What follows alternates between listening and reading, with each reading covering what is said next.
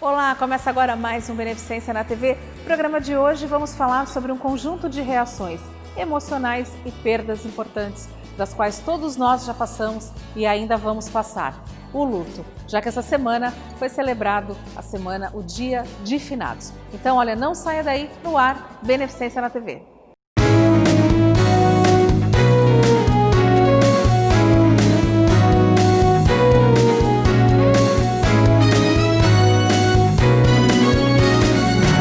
Beneficência na TV. Essa semana foi celebrado o Dia de Finados, um hábito cristão que as pessoas acabam indo às igrejas para fazer orações aos entes queridos e também mesmo as visitas aos cemitérios. Mas será que isso é bom para a pessoa? Será que isso faz bem para quem fica? Sobre o assunto, sobre o luto, eu converso com ela, que é psicóloga clínica e também atua na saúde mental de Santos, Luciana Sescon. Tudo bem? Obrigada por aceitar o convite. Eu que agradeço pelo convite, Cris. Então, essa semana foi celebrado o Dia de Finados, né? Então, as pessoas têm aquele hábito de ir até o cemitério, acender suas velas, fazer suas orações. Isso acaba sendo bom para quem fica aqui, para quem tem um ente querido? Então, na maioria das vezes, sim, né? Nós dizemos que esses rituais, como o Dia de Finados e até mesmo o velório, o enterro, fazem parte desse processo de simbolização daquela pessoa que partiu. Então, quando a gente vai no Dia de Finados visitar o túmulo do nosso ente querido, na verdade a gente está honrando a sua memória, né? Para a maioria das pessoas é uma forma de lembrar delas e prestar essa homenagem. Mas principalmente no primeiro ano pode ser um momento muito difícil, né? Porque é você tornar concreta aquela perda. Então, para algumas pessoas é um momento delicado e a gente fala até em reações de aniversário, que é quando faz 1 ano da morte, 2 anos, dia de finado, alguma coisa assim, e as pessoas ficam mais sensíveis, mais vulneráveis ao seu luto. E as datas comemorativas, no caso de perdas de pai, de mãe, o Dia dos Pais, o primeiro, eu acho que é sempre o pior, o primeiro Dia dos Pais, o primeiro Natal, primeiro sem Natal. A mãe, sem o pai, sim. A gente então fala isso de reações de aniversário. Às vezes a pessoa nem se dá conta que está chegando o aniversário, por exemplo, do pai, da mãe, mas percebe uma tristeza maior, uma angústia maior e às vezes está relacionado à questão do luto. Agora, doutora, no caso o luto ele tem fases? É necessário viver o luto? Então, a gente tinha antes uma referência das fases do luto, que era da Elizabeth Kubler-Ross, né, que falava da dificuldade de aceitação, da revolta, da raiva, de querer barganhar, depois uma depressão e então a aceitação da morte. Mas o estudo que ela fez foi com pacientes terminais e não necessariamente com pessoas enlutadas. A abordagem mais atual de luto vai falar de um processo de oscilação. Então, vivenciar o luto é a gente se permitir também ter esses momentos onde a gente sente mais saudade, sente tristeza, mas também aqueles momentos onde a gente se reúne e vai trazer as lembranças boas, vai rir falando, olha, se tivesse aqui a gente já está rindo disso. E essa oscilação é normal. Não tem muito um tempo de luto, né? Porque a nossa sociedade meio que cobra que a gente lide com a dor de uma forma muito rápida. Então é comum que as pessoas escutem, olha, mas já fez 6 meses, já fez 1 ano, já é o segundo Natal e você ainda está sofrendo? E cada pessoa lida com o seu luto de uma forma diferente. Então, assim, para a psicologia, para a saúde mental, não tem um luto patológico, mas tem algumas pessoas que podem ficar presas por mais um tempo nesse processo de luto, que é importante. Por que é o processo de luto? É essa adaptação que eu faço diante dessa perda. Essa pessoa não vai mais voltar, ou aquela situação não vai mais ser como antes, eu preciso de um tempo para reorganizar minha vida com essa falta. Agora, doutora, existem algumas simbologias, né? Ao luto, os familiares que perderam, vamos supor, a esposa que perdeu o marido tem que estar de preto, a pessoa tem que se entregar, eu vou usar preto porque eu estou de luto. Eu acho que antes isso já teve mais força, né? Mas ainda hoje a gente vê, principalmente no velório, que a maioria das pessoas vai de preto mesmo. Mas não é o ter que se vestir. Acho que é de acordo mesmo com a cultura, com a história daquela família, se faz sentido ou não. Mas dificilmente a gente vê hoje em dia pessoas que mantêm esse luto, né, na roupa por mais tempo. E também tem muito a ver com a cultura. Por exemplo, no México, né, o Dia dos Mortos, que começa a ser comemorado no final de outubro e vai até dia 2, lá de fato é comemorado, porque é um outro significado. Então os familiares preparam as comidas do seu ente querido falecido, iluminam a casa com velas, tocam música, deixa tudo muito colorido. Os visitantes, mesmo turistas, podem entrar e lá a gente vê muita cor. Então acho que aqui no Brasil ainda é uma influência do preto, assim como roupa, mas principalmente hoje no velório. Antigamente tinha até em cidades, né, mais afastadas do centro, onde as pessoas ficavam um ano vestindo roupa preta, mas hoje em dia eu acho que é até uma dificuldade para expressar esse luto, não só nas roupas, mas até o tempo que a gente é autorizado a dizer que ainda está triste, que está chorando, e talvez isso reflita também nas roupas, né? Doutora, é importante o velório, né? Assim, precisa viver o velório. Então, aquela coisa de, acho que é o tempo que a pessoa tem para ir se conformando, ver que aquilo realmente aconteceu de fato, porque às vezes, em alguns casos, é um choque. No caso de um assassinato, no caso de um acidente, às vezes um infarto fulminante, então você não teve tempo de se preparar para de repente falar, não, está no hospital, pode vir a acontecer o pior. Só que a gente está vivendo uma pandemia e a gente não está podendo ter velórios. Como é que fica essa questão da pessoa que está perdendo um ente querido não poder realizar porque acaba sendo importante o velório? Pois é, né? A gente entende que o velório tem esse aspecto simbólico, que é de concretizar aquela perda, aquele momento de despedida, mas também de receber o suporte social, que é de ouvir que a pessoa que eu perdi era importante também para outras pessoas, ouvir outras histórias, e isso começa a fazer parte da memória que eu vou levar do meu ente querido. Em tempo de pandemia, a gente tem atendido pessoas enlutadas que falam mesmo dessa dificuldade de não ter esse tempo, de não conseguir se despedir, muitas vezes até durante um processo de doença que já vinha acontecendo, eu não estive perto, eu não pude falar o quanto eu amava. Então a gente pensa em algumas estratégias possíveis, mesmo que virtuais. Então, por exemplo, dali a um mês daquela perda, reunir, mesmo que seja em uma chamada de vídeo com as pessoas mais próximas, esse momento para compartilhar histórias, para a gente compartilhar essas lembranças e receber o suporte um dos outros, porque realmente tem um fator importante para esse processo de elaboração do luto, né? Que não deve ser falado para uma pessoa enlutada? Ai, já passou o tempo, Deus sabe o que faz. O que não deve Eu ser acho que falado? esses clichês que as pessoas falam, né, querendo ajudar, na verdade só magoam ainda mais. Então, chegou a hora, Deus sabe o que faz, não chora porque onde ela estiver ela vai ficar sofrendo. E estranho seria se a gente não sentisse nenhuma emoção diante da perda de alguém querido. Então, eu acho que quando a gente não souber o que falar, basta a gente se aproximar, abraçar fora do tempo da pandemia, ou mandar uma mensagem carinhosa e dizer que está à disposição para ouvir a pessoa.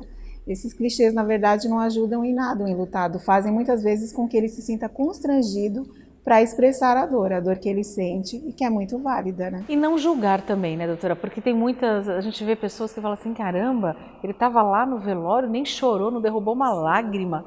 E às vezes é uma força, é uma forma de se preservar. Mas quando chegar em casa e encontrar a realidade, a pessoa às vezes... Sim. Às vezes é uma forma de se preservar, ou ainda parece que a ficha não caiu e só depois, quando eu voltar para casa, aquela pessoa não estiver mais ali, eu consigo expressar. Então, acho que parece que nunca é bom o suficiente. Se a pessoa fica enlutada por muito tempo, olha, não sabe lidar com o luto, né? Já faz esse tempo todo, ainda está chorando. Se não chora, olha, nem parece que perdeu alguém importante. Então, acho que é uma dificuldade da sociedade de falar mesmo sobre morte, sobre luto, e a maioria das pessoas não sabe como reagir. Não tem receita pronta, cada um vai elaborar no seu tempo e da sua forma, né? Como tratar o luto com uma criança? Como chegar para aquela criança e explicar o que vem a ser a morte? Os estudos atuais sobre luto falam da importância da gente discutir esse tema com as crianças desde pequenininhas. Eu não sei como era a sua experiência, de quem está assistindo também, mas tinha uma proteção em relação à criança para que ela nem soubesse que aquele ente querido tinha falecido e que ela não participasse do velório, independente da idade. Os estudos mostram que isso, na verdade, traz uma dificuldade maior daquela criança elaborar aquele processo de luto e muitas vezes faz com que ela não consiga expressar seus sentimentos porque os adultos estão fingindo que nada aconteceu. Então, de acordo com a faixa etária, né, para crianças bem pequenas, não tem como a gente explicar muito a ideia de morte, mas possibilitar a oportunidade de que elas se despeçam daquela pessoa, né? Que ela entenda que aquela pessoa não vai voltar mais e que aconteceu a morte. Livros voltados para crianças podem ajudar nesse diálogo também, porque como a gente não cresceu com essa informação, a gente não sabe muito bem como lidar. Mas o que eu percebo é uma dificuldade maior do adulto do que da própria criança. Porque o que ela achar necessário, ela vai perguntar. E quando a gente não tiver uma resposta, a gente pode dizer simplesmente, eu também não sei o que acontece. Mas permitir que ela também expresse a sua emoção, vou sentir saudade do meu cachorro, da minha avó, que ela possa chorar, fazer desenhos sobre isso e compartilhar o luto da família é o mais saudável. A senhora tocou num assunto, tem o luto também daquelas pessoas que têm os seus pets como próprios filhos. Sim. E sentem e assim, e vivem um luto e vivem de verdade e não tem aquela coisa de velório, receber, ver, já enterra, sim, acabou. Não tem esse distanciamento do trabalho como a gente tem, né? E eu costumo falar que mesmo esse tempo é bem pouco, porque se você pensar a perda de uma mãe ou de um filho, e aí você tem o período de 5 dias ou 3 dias, dependendo do local de trabalho, né, de qual a política, e depois você tem que voltar como se nada tivesse acontecido, já é complicado. E aí a perda, como você disse, a perda de um animal de estimação, que às vezes eu tinha um vínculo tão grande, que estava comigo há 15 anos, e isso também não é muito permitido, né? As pessoas falam, pega outro animal então e substitui. E nada substitui, né? O animal que se perdeu é aquele, o único com a história dele. E cada um vai ter o seu movimento de ter um outro animal ou não.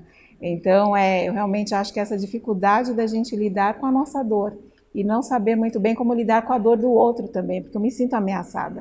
Se eu ver que você, Cris, está lidando tão mal com a perda do seu animal de estimação, de um ente querido, de um fim de relacionamento, que é um luto também, eu fico com medo de entrar em contato com as minhas próprias emoções. Então, por isso eu quero que você não demonstre, porque eu não sei como lidar.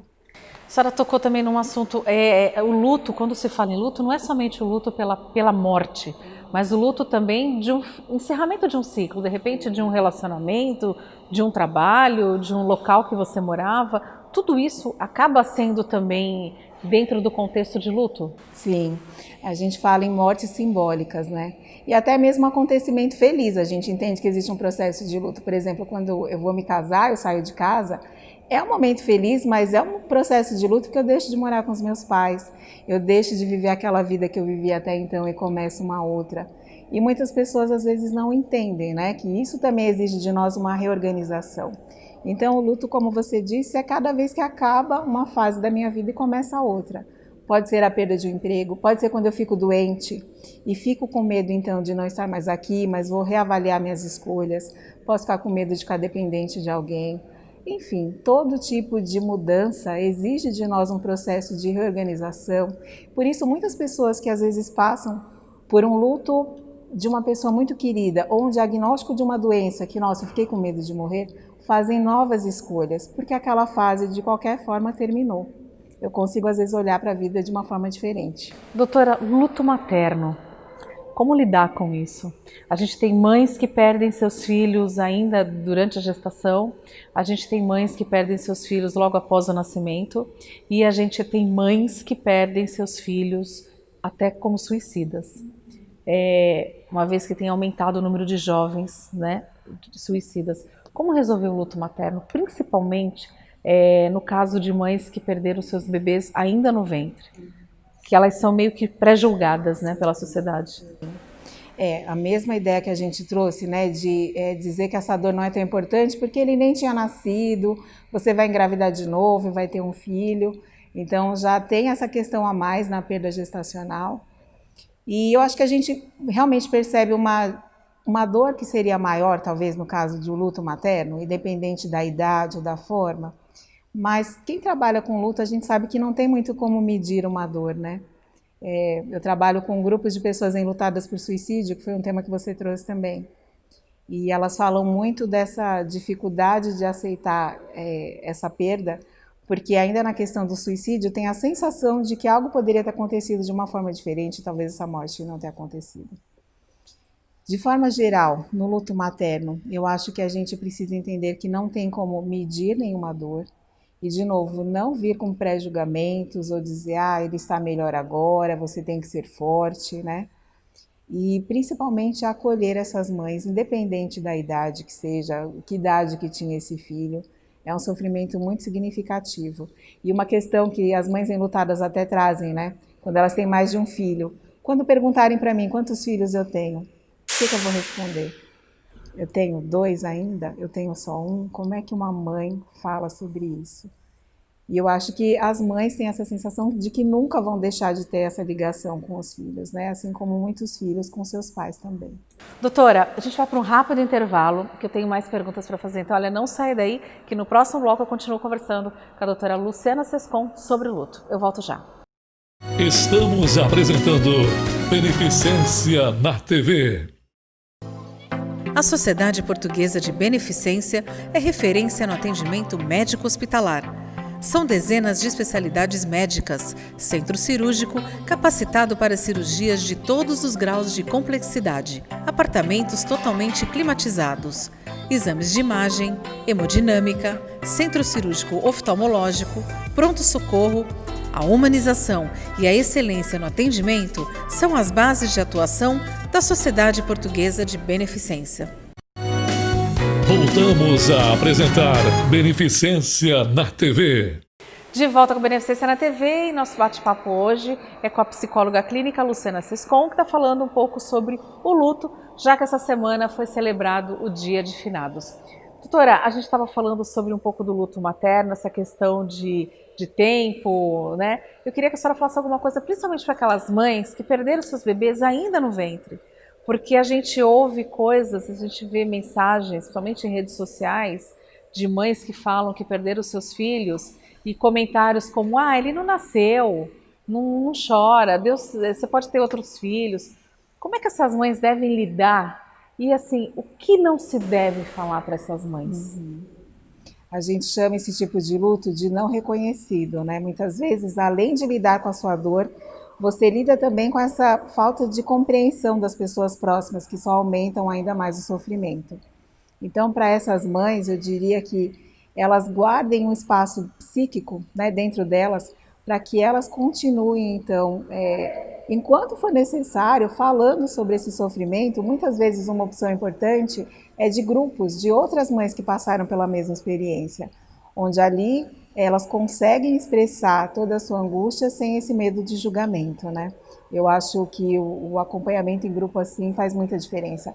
Quer entender que essa dor é normal e que esses clichês, na verdade, partem de pessoas que não sabem o que essa experiência significa, né?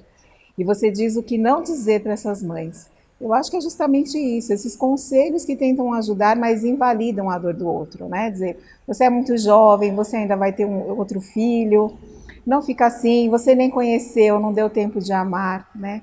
E a gente sabe que muitas vezes, antes mesmo da gestação, a gente já tem um filho ideal, um sonho de ser mãe. E a partir do momento que você sabe que está grávida, você já começa a imaginar como é que vai ser essa criança. Então, é uma perda muito importante.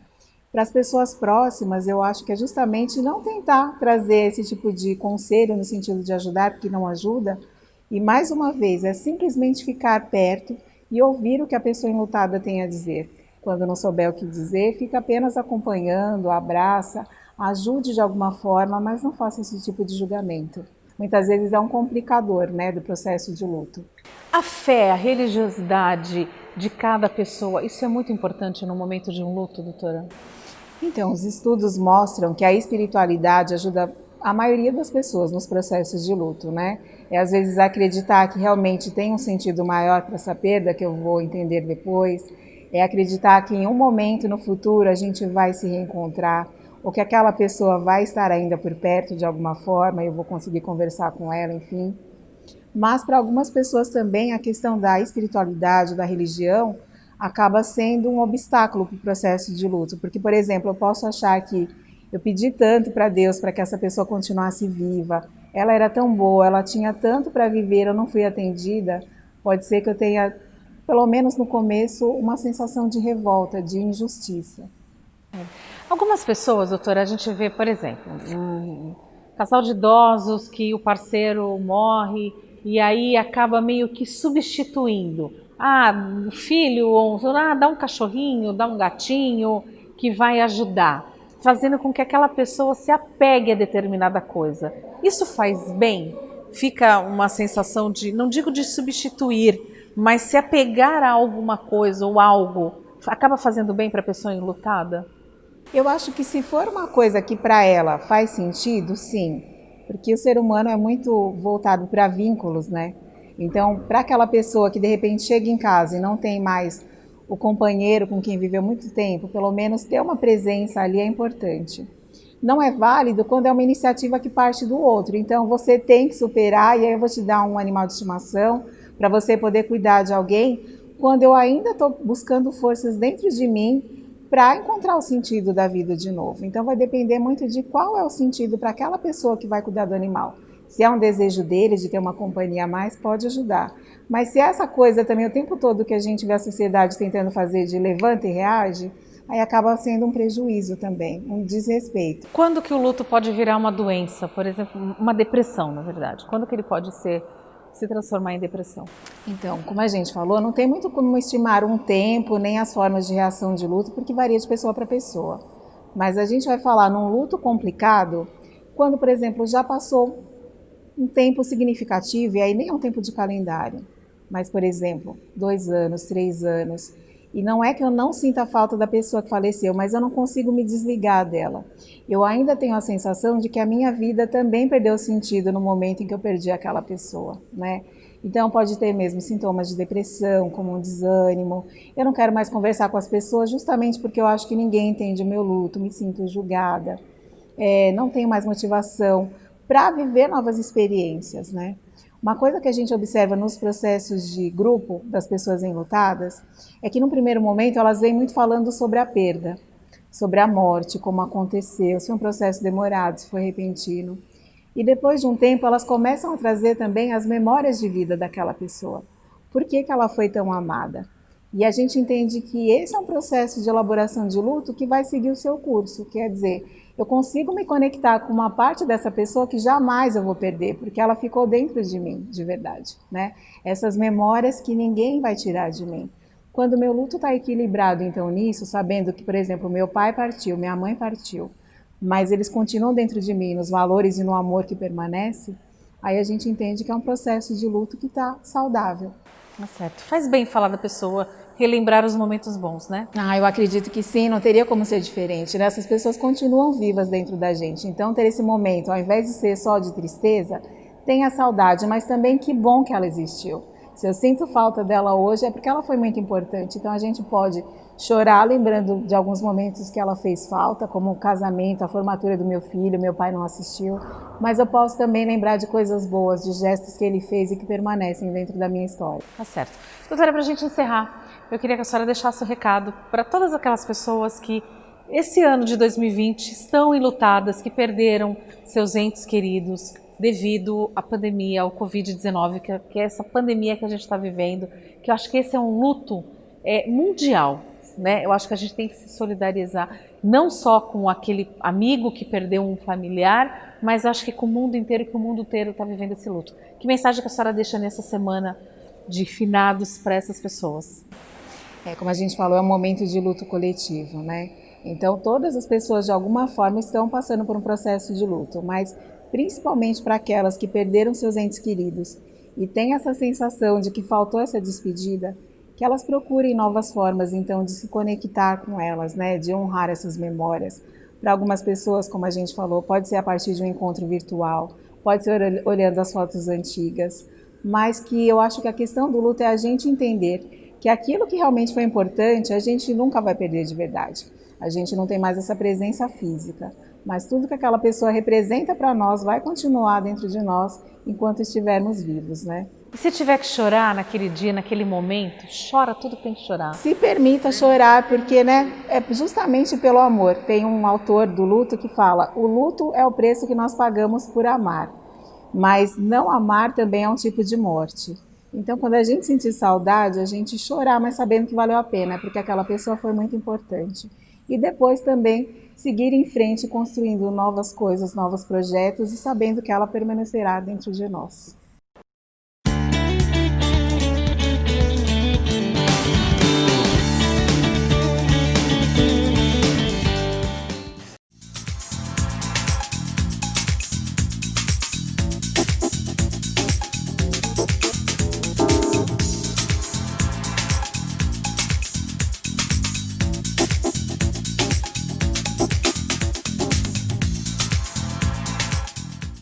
Oi, Cris, tudo bom?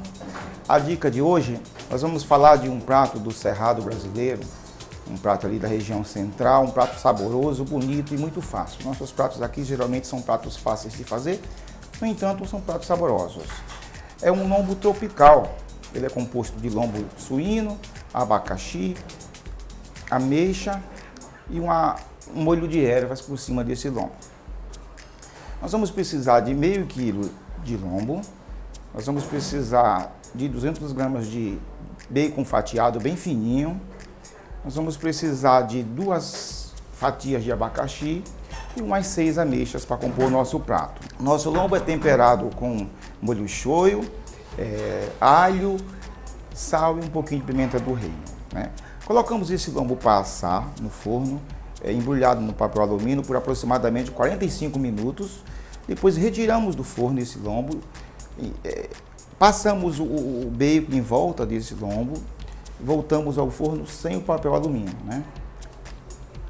Tiramos esse lombo depois de assado esse bacon, preparamos as batatas da seguinte maneira: cozinhamos as batatas torneadas, batatinhas torneadas, temperada com molho de erva, deixamos à parte. E as ameixas são cozidas em calda e também deixamos à parte. Na montagem desse prato, nós fatiamos o lombo de maneira que o bacon fique aparecendo, de maneira que o bacon decore essa fatia de lombo.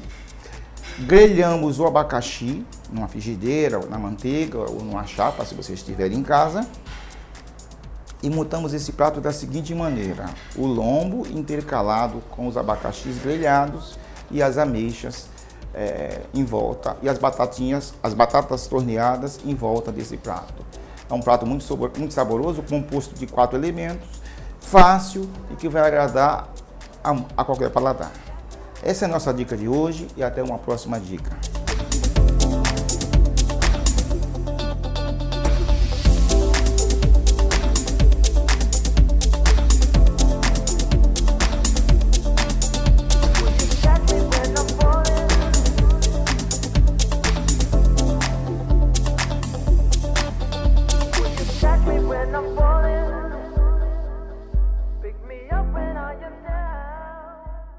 Tá aí, que dica deliciosa do nosso chefe, nosso querido Seu Zé, aqui da Beneficência Portuguesa.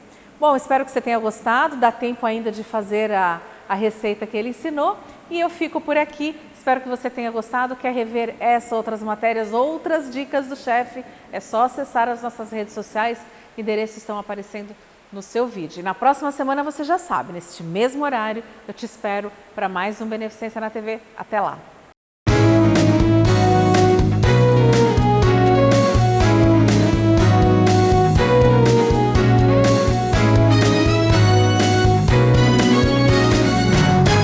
Beneficência na TV.